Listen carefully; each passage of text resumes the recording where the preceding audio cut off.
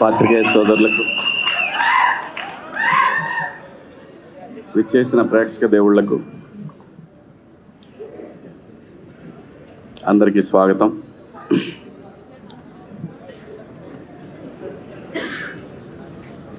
దీని అమ్మ 25 సంవత్సరాల నుంచి ఇలాంటి ఒక రోజు కోసం వెయిట్ చేస్తూ ఉన్నానండి. ఎప్పుడు మైక్ తీసుకున్నా మైక్ భయపడేది, ఇప్పుడు నేను భయపడుతున్నాను.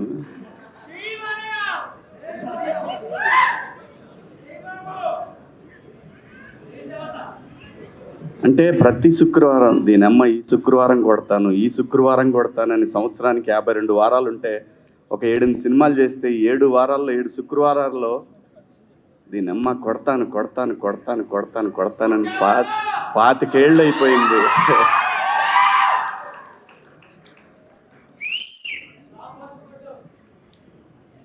ప్రతి ఆర్టిస్ట్కి ఒక కళ ఉంటుందండి. వాడి గురించి ఆ రోజంతా మాట్లాడుకోవాలా. నాకు వణుకు వస్తుంది ఫస్ట్ టైం నాకు దీనమ్మ.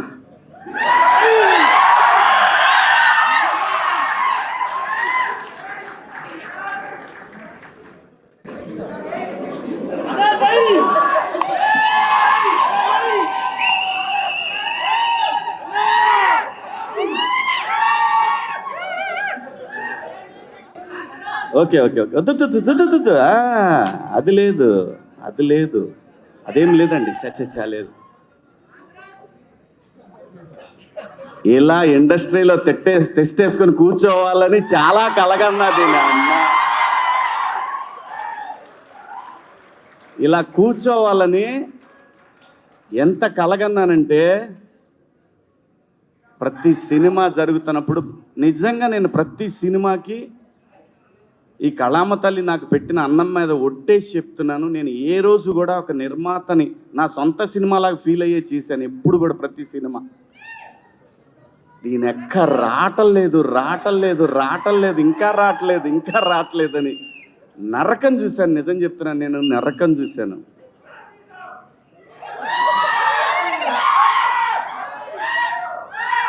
నాకు ఈ సినిమా వచ్చినప్పుడు, ఈ సినిమా కాదు, బిగ్ బాస్ హౌస్ నుంచి వచ్చిన తర్వాత చాలా స్క్రిప్ట్లు విన్నాను, చాలా వచ్చినాయి, చాలా స్క్రిప్ట్లు.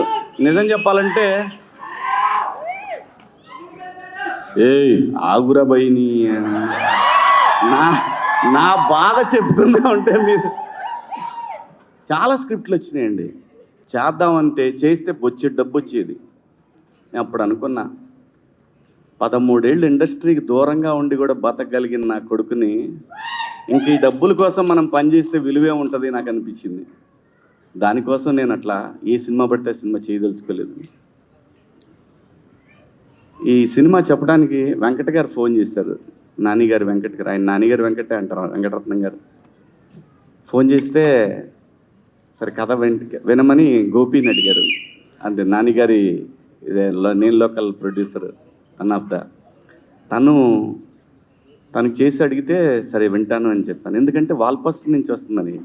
అంటే నాని గారికి సింపుల్గా నేను ఒక మాట చెప్తాను, నేను ఏదైనా మాట్లాడానంటే ఇంకా మాటకి తిరుగు ఉండదు. నాని గారు మరో సూపర్ స్టార్ కృష్ణ తెలుగు ఇండస్ట్రీకి. అంటే పొగడితే మనకు రాదు, అది పొగడటం రాదు, ఇన్బిల్ట్లో లేదు. నిజం చెప్పడమే నాకు ఇష్టం. ఎందుకంటే సూపర్ స్టార్ కృష్ణ గారు ఏది ఉన్నా కానీ, నేను చదువుకునే రోజుల్లో ఏదన్నా కానీ ఆయన డేరింగ్ డాషింగ్ హీరో అనేవాళ్ళు ఆయన్ని. అలా ఏ సినిమా చేయాలన్నా సరే దమ్ముగా ఇండస్ట్రీకి కొత్త టెక్నాలజీ తెచ్చాడు, కొత్త లెన్సులు తెచ్చాడు, కొత్త కెమెరాలు తెచ్చాడు.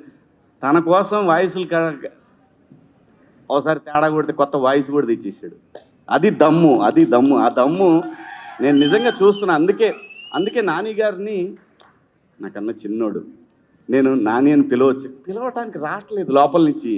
ఆ రెస్పెక్ట్ టువర్డ్స్ సినిమా పట్ల తనకున్న అంకిత భావం, ఆ మర్యాదను ఇవ్వాలనిపిస్తుంది. రావట్లేదు అట్లా నాని అని అనిపించట్లేదు. అంటే తను సక్సెస్ఫుల్ హీరో, తను నాకు డబ్బులు ఇచ్చాడు ఈ సినిమాకి, అలాగని చెప్పట్లేదు. ఆ మెంటాలిటీ కాదు మందే. ఏంటండి అని అంటాం అంతవరకే. నాని గారు అనేది ఎందుకంటున్నానంటే, టువర్డ్స్ సినిమా తను హీరోగా ఉండి ఇలాంటి సినిమాలు చేయాల్సిన అవసరం లేదు. 100 కోట్ల హీరో కొడితే 2-3 సినిమాలు కొట్టాడంటే 70-80 వెనకేయచ్చు.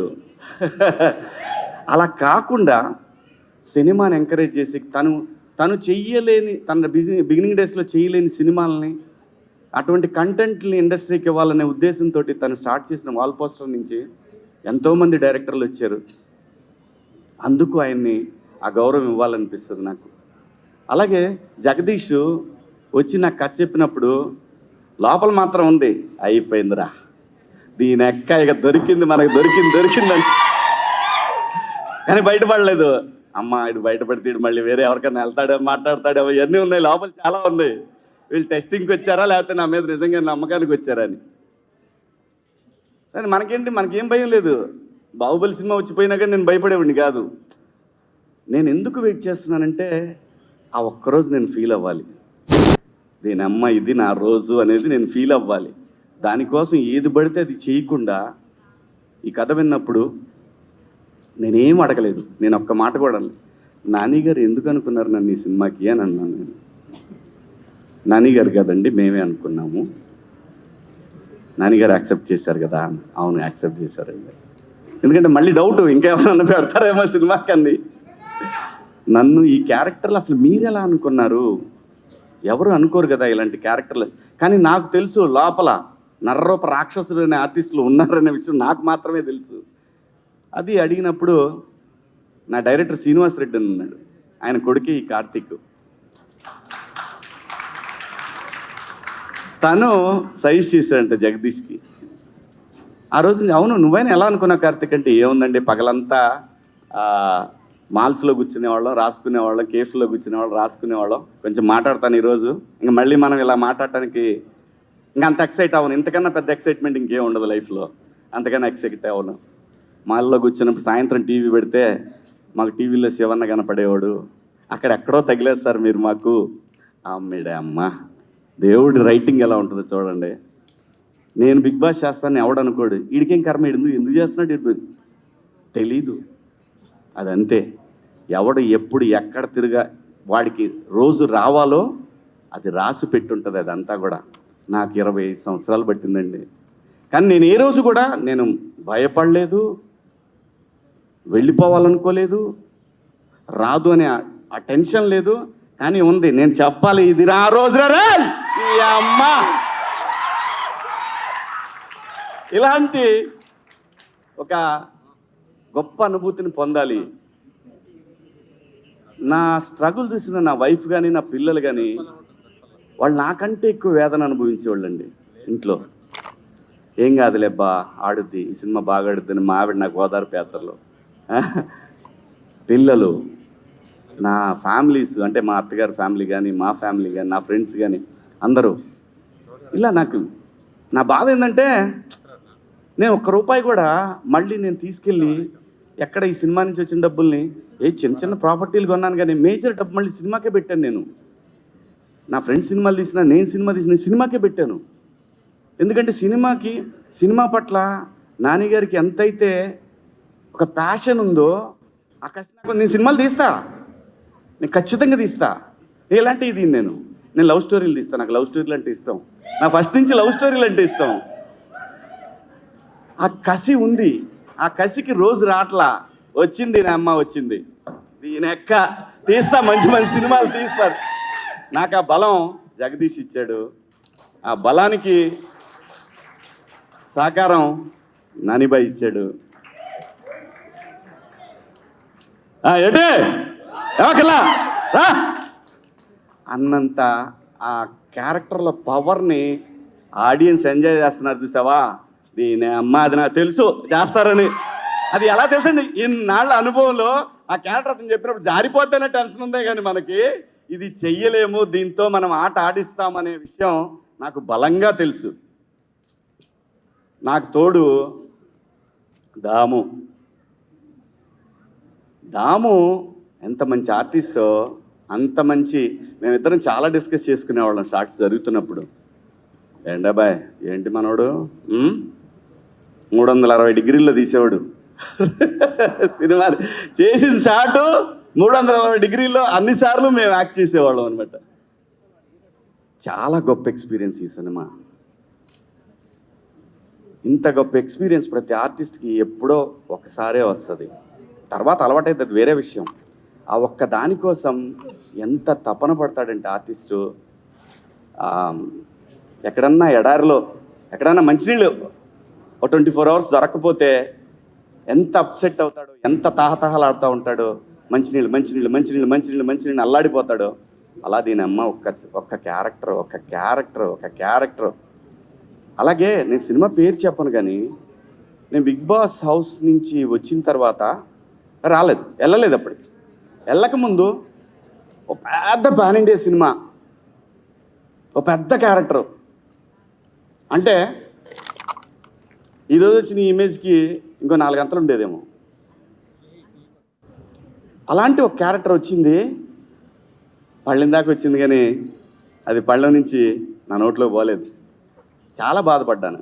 ఏంటి ఇంకా ఎన్నాళ్ళ పరీక్ష ఇదని చాలా అప్సెట్ అయ్యాను. కానీ బిగ్ బాస్ హౌస్ నాకు ఏం నేర్పిందంటే లైఫ్లో పేషెన్సీ ఇంకా పేషెన్సీ. ఇది ప్రతివాడి లైఫ్కి అవసరం.